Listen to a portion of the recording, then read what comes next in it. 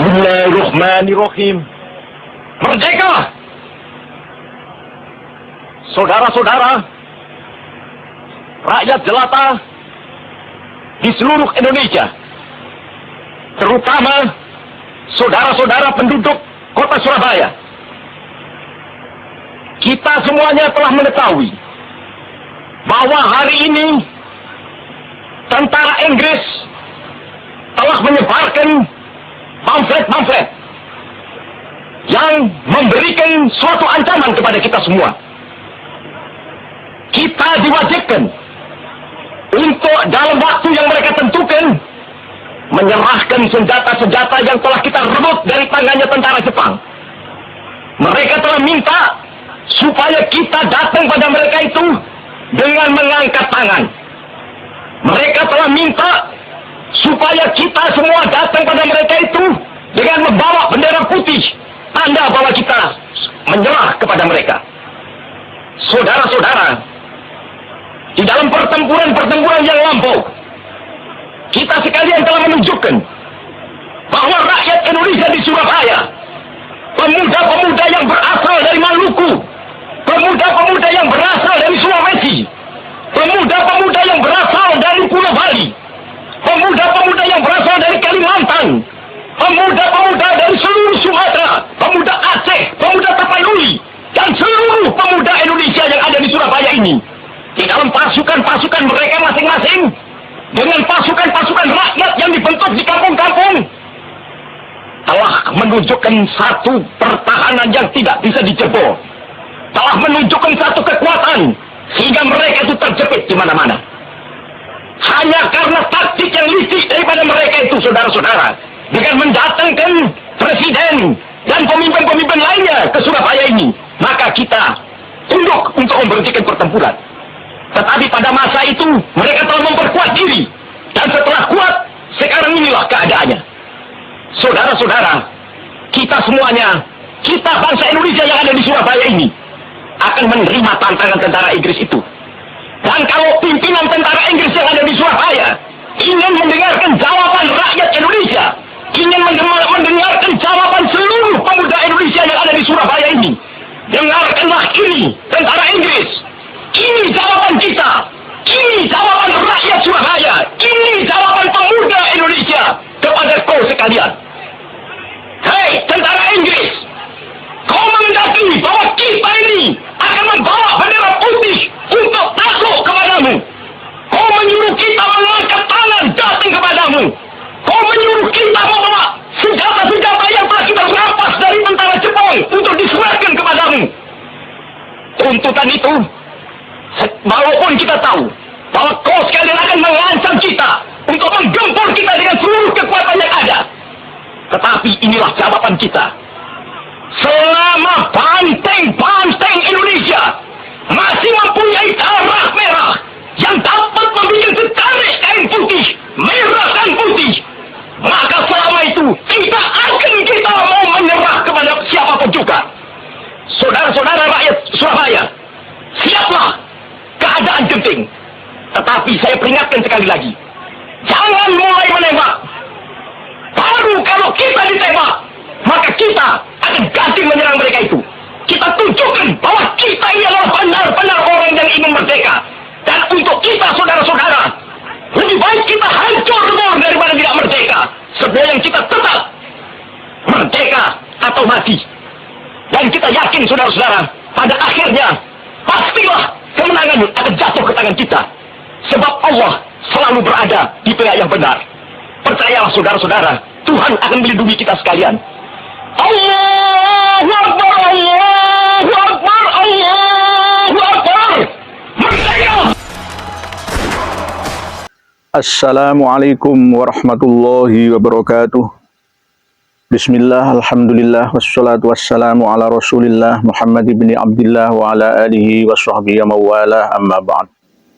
Saudara-saudariku semuanya dari lintas suku bangsa dan agama di mana dan kapan saja, semoga semuanya berbahagia bersama dengan keluarga dan keturunan panjenengan semua di dunia sampai di akhiratnya. Pada kesempatan yang penuh dengan kebahagiaan ini, saya berada di lokasi makam Bung Tomo, pahlawan nasional yang diresmikan oleh Bapak Susilo Bambang Yudhoyono, Presiden Republik Indonesia tahun 2008 yang lalu. Beliau, Bung Tomo, adalah seorang pejuang, seorang orator yang ulung dalam menggerakkan semangat arek-arek Surabaya dan sekitarnya dalam melawan penjajahan setelah kemerdekaan Republik Indonesia 1945 di Surabaya dan sekitarnya. Beliau, Bung Tomo atau Pak Sutomo, adalah arek Surabaya asli kelahiran Blauran. Dari 6 bersaudara, beliau adalah anak yang paling barep atau sulung. Beliau sejak remaja sudah bergabung dalam dunia warta dan pergerakan-pergerakan kemerdekaan Indonesia. Setelah Indonesia merdeka, diumumkan bersama 17 Agustus 1945, beliau kembali ke Surabaya untuk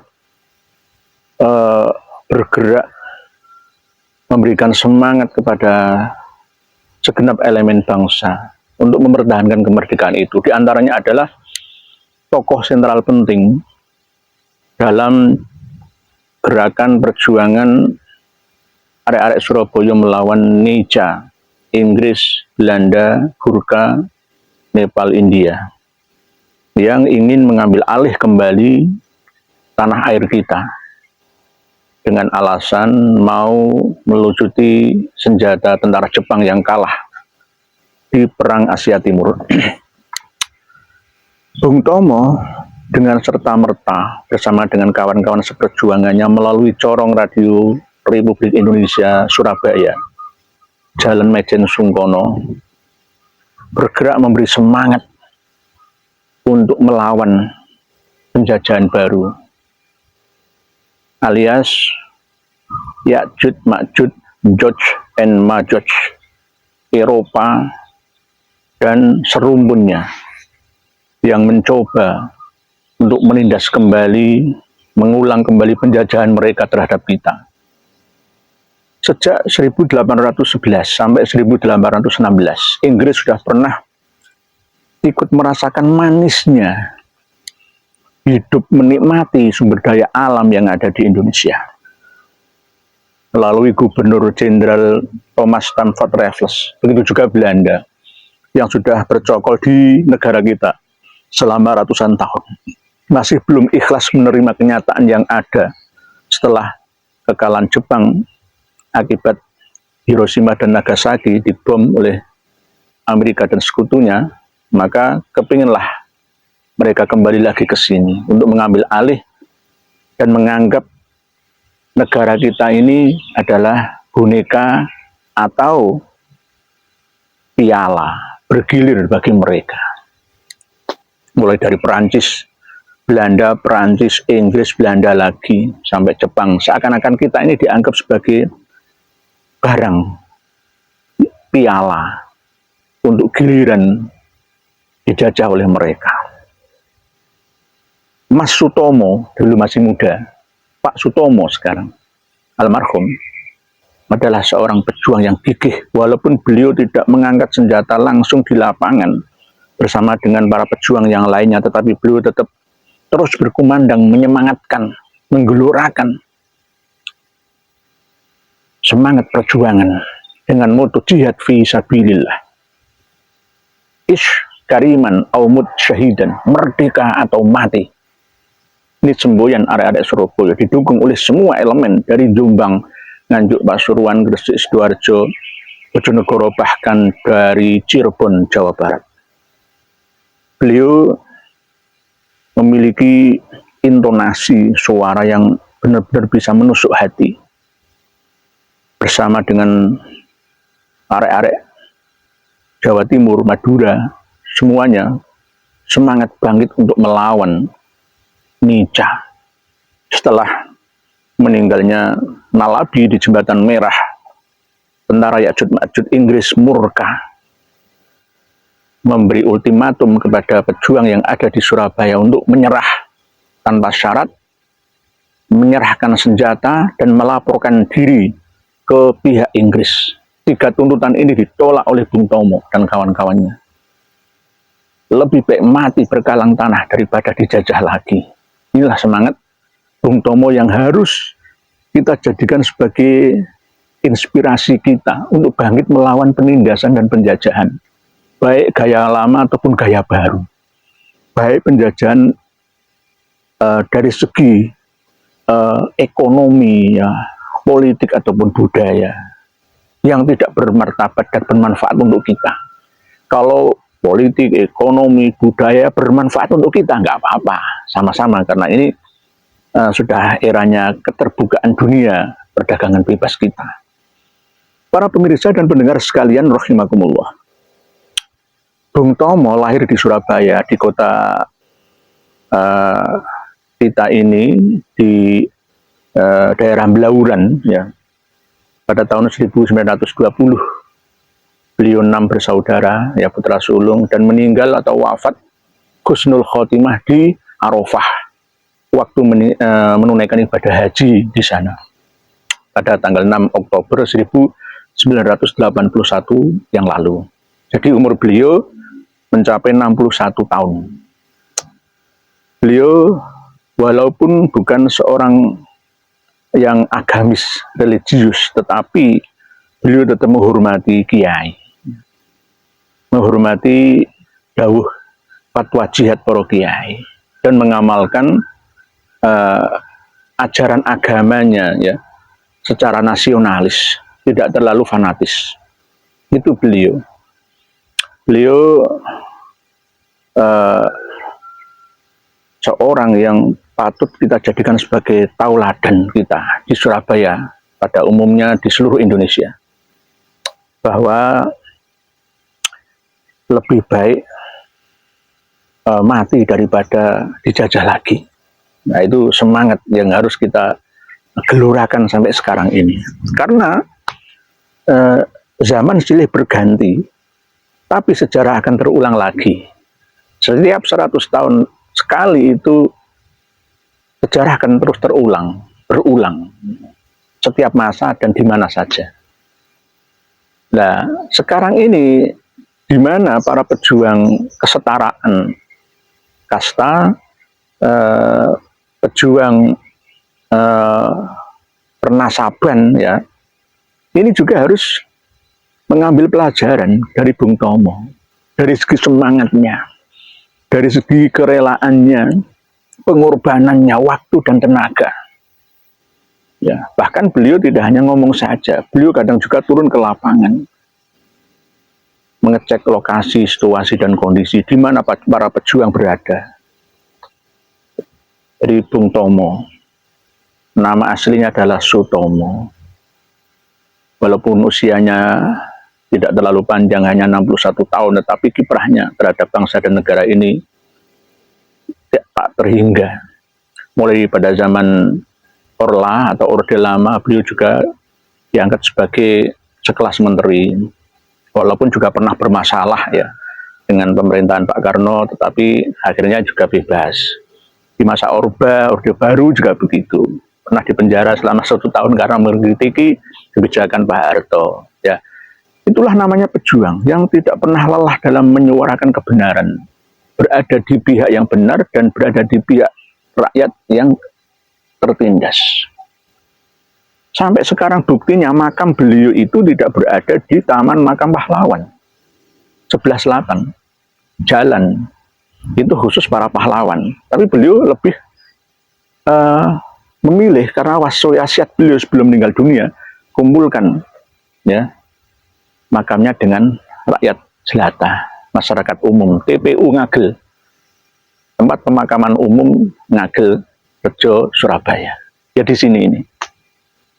Tadi berkumpul dengan rakyat, dari rakyat kembali ke rakyat, menyatu lagi dengan masyarakat biasa. Inilah yang harus kita jadikan sebagai panutan dan tuntunan. Ternyata hidup ini semuanya sama, tidak ada bedanya. Saya pun akan meniru beliau. Seandainya nanti saya mati, saya akan berwasiat sebelum saya mati, berwasiat kepada keluarga saya. jangan kuburkan saya dengan kuburan yang mewah, apalagi seperti ini, ya, seperti kayak bong Cina malah. Ini makam Muslim malah niru-niru Cina, itu bagaimana? Selayaknya makam terbuka, kalau toh misalkan ada pohon-pohonan di atas makam saya, ya nggak apa-apa. Nggak perlu ditulisi batu nisan saya dengan nama saya, nggak perlu. Saya akan meniru Syekh Ahmad Surkati. Ikhlas beliau tidak seperti tradisi para habib. Hidup dipuja-puja, mati pun ingin dipuji-puji oleh pengikutnya. Nggak boleh seperti itu, nggak boleh. Bisa juga haram, gitu. Itu haram. Menyatu dari tanah kembali ke tanah. Bung Tomo menyatu dari rakyat kecil kembali ke rakyat kecil. Saya akan meniru beliau insya Allah. Dan saya tidak akan meminta makam saya untuk diziarahi setiap saat. Yang penting didoakan. Didoakan oleh anak cucu saya, keluarga saya, atau panjenengan semua. Allahumma ighfir lil muslimina wal muslimat wal mu'minina wal mu'minat al hayya'i minhum wal amwat, cukup bagi saya. Jadi sepekan lagi kita akan memperingati Hari Pahlawan 10 November.